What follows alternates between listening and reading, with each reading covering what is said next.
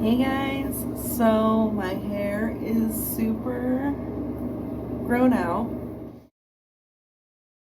So here I covered my counter.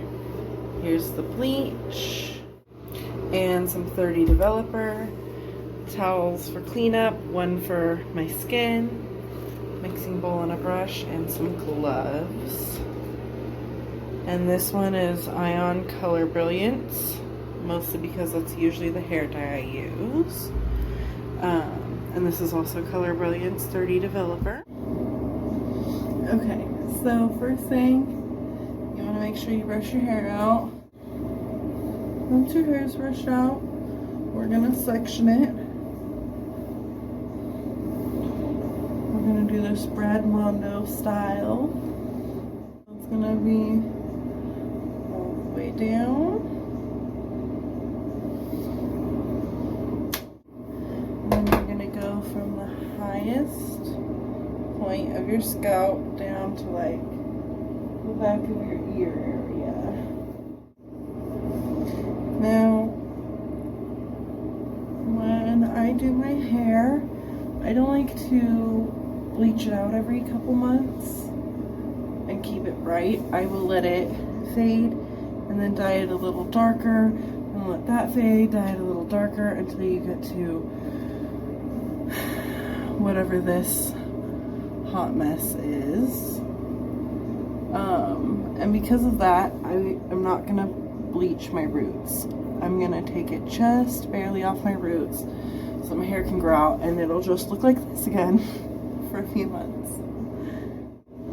Okay, I just opened up the bleach. It smells like berry bubble gum. It smells really good.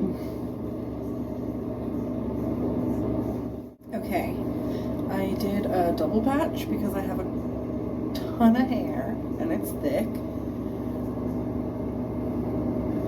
This is the consistency, kind of like pancake batter. I don't know how else to describe it.